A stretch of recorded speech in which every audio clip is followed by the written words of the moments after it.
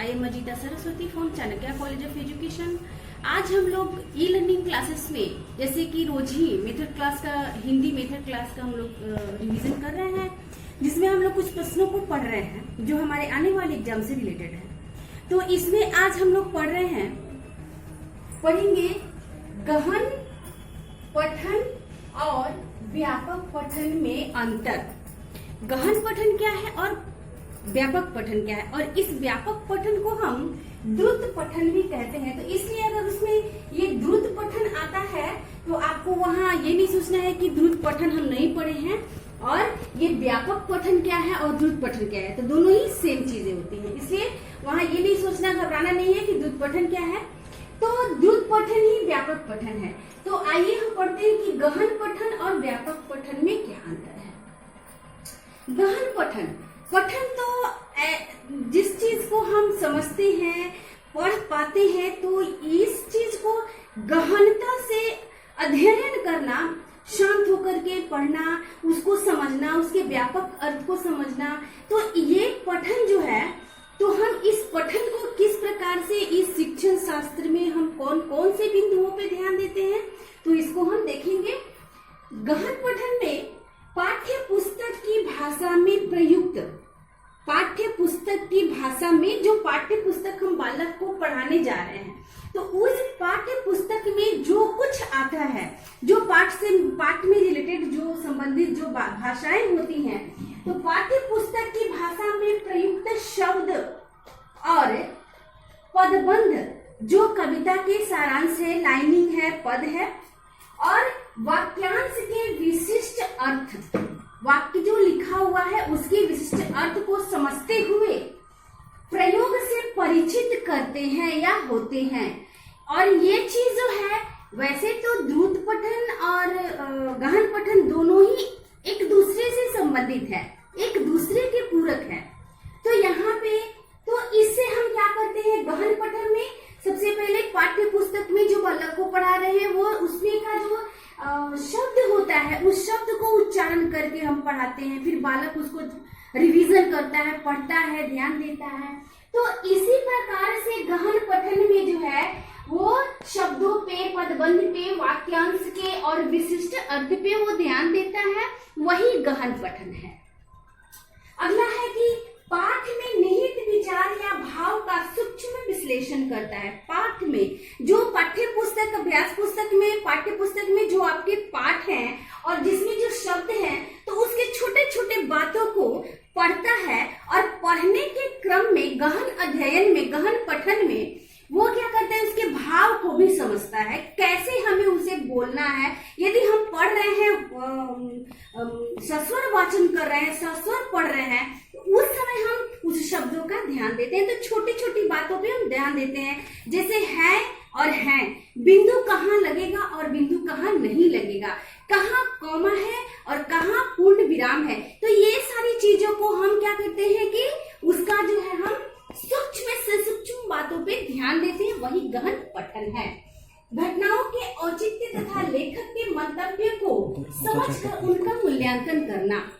घटनाओं के औचित्य, घटना जो घटी है, या जो घटना हमारे सामने या बीती हुई किसी दिनों में घटी है और उसको हम पढ़ रहे हैं, तो उसके भाव को समझना, उसकी तकलीफ को समझना, उसके सुख को समझना, उसकी खुशी को समझना, और क्या वो जो वाक्यांश, पदबंध का अर्थ क्या होता है, उसका भाव क्या निकलता है, इसे पढ़ना, अपने में समझना, वही गहन पठन है।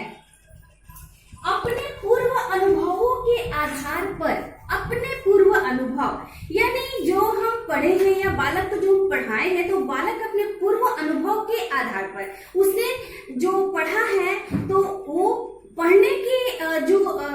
विशेषता थी, जैसे सुनना, बोलना और पढ़ना, लिखना, तो ये सारी बातों के बीच में एक जो, जैसे अभी हमने कहा कि सूक्ष्म से सूक्ष्म बातों को, भाव को वो समझता है, तो उस बीच में यदि उसने उनके अनुभव,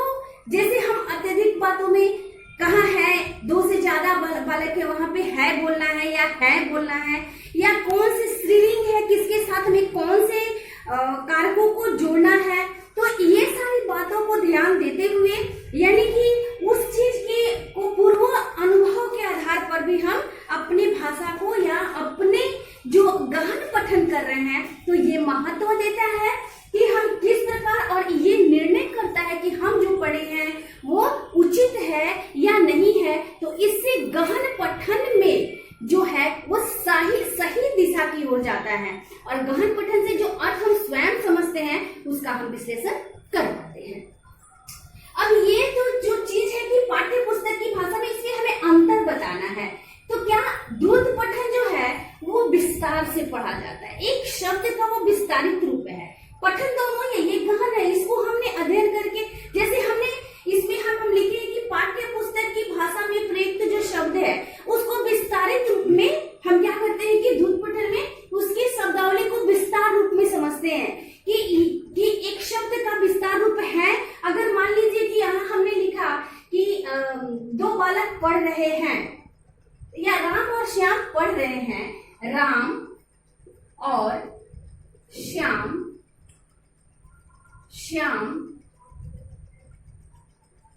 पढ़ रहे हैं। अब इसमें जो ये बिंदु का जो हमने उपयोग किया है, तो क्या ये बिंदु है, तो क्या हम सिर्फ ऐसे लिख करके हम यूं ही छोड़ देते हैं, और जब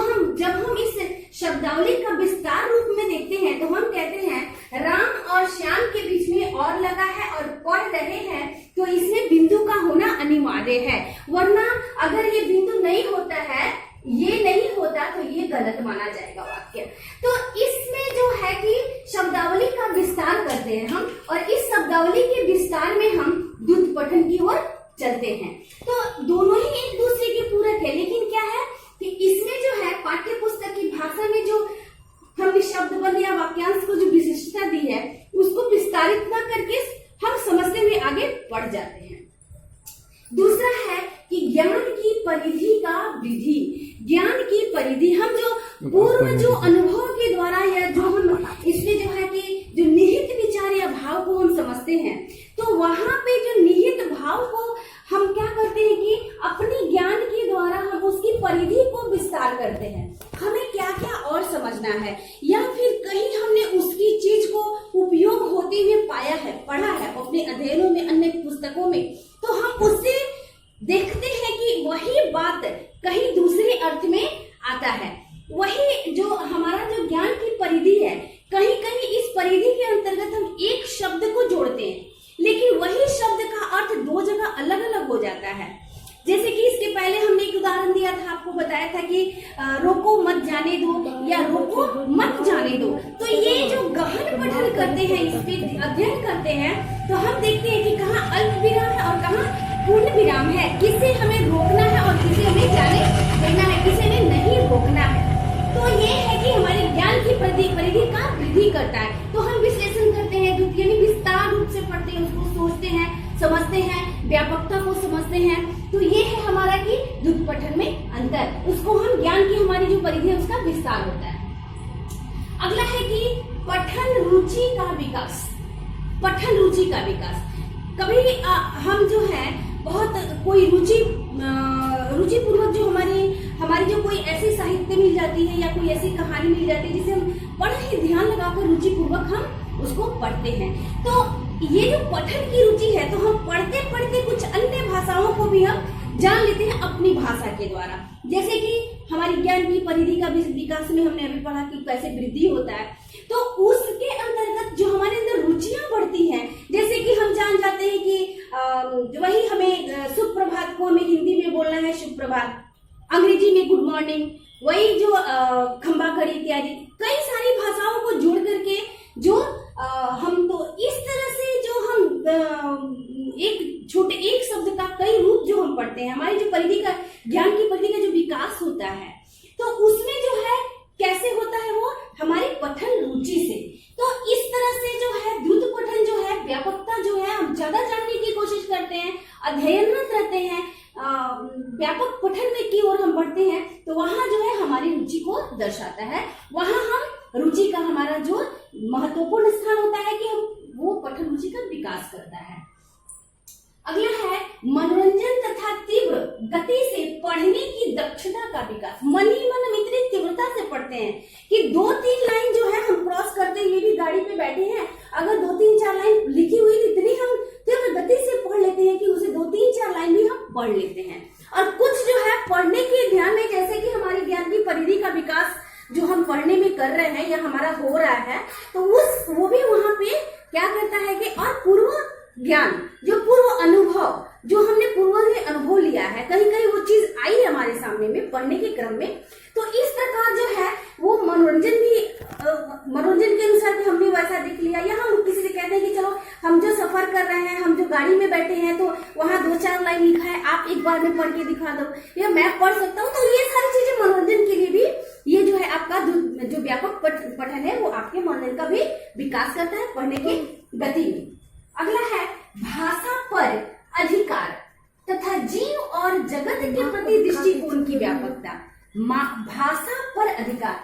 भाषा पर अधिकार, जैसे हम गुजर रहे हैं, क्रॉस कर रहे हैं और हमने 4 लाइन को पढ़ लिया, तो ये क्या है, हमारी भाषा पे अधिकार है हमारा, हमने विकास कर लिया है, पठन की दक्षता हमारे अंदर है, हमने पठन की दक्षता को पा लिया है, और ये जो हमारा अधिकार हो गया है पठन में, तो हम अब व्यापक पठन में जो है वो भी हमारा जो है मजबूत है और हम पढ़ सकते हैं। जीव और जगत, जीव जगत यानी हम एक शब्द लिखा हो, अगर हमने उसको पढ़ा तो हम वहां से, जैसे कि दीवार पे लिखा होता है यहाँ थूकना नहीं है ना, यहाँ कचरा नहीं फेंकना है, तो इससे क्या व्यापकता है, वहां हमारी जो आबादी है, हमारे जो लोग रह रहे हैं, तो वो जो लिखा हुआ है एक लाइन की यहाँ कचरा ना फेंके, कूड़ा ना फेंके, तो वहां से यही तात्पर्य होता है कि हमें वहां कचरा ना करना है, गंदगी नहीं फेंकना है, जिससे कि बहुत सारी बीमारियों का आगमन हो जाएगा और हम उससे पीड़ित होंगे। तो ये जीव जगत को भी ध्यान में रखते हुए जो हमारा वो जो पठन है, तो इससे हम अनुकरण करके उसको हम पढ़ करके हम समझ लेते हैं, और इसका विस्तारित रूप यही होता है कि इससे आने वाले जीवन में क्या प्रभाव पड़ेगा। तो पठन जो है, जो अभी द्रुत पठन और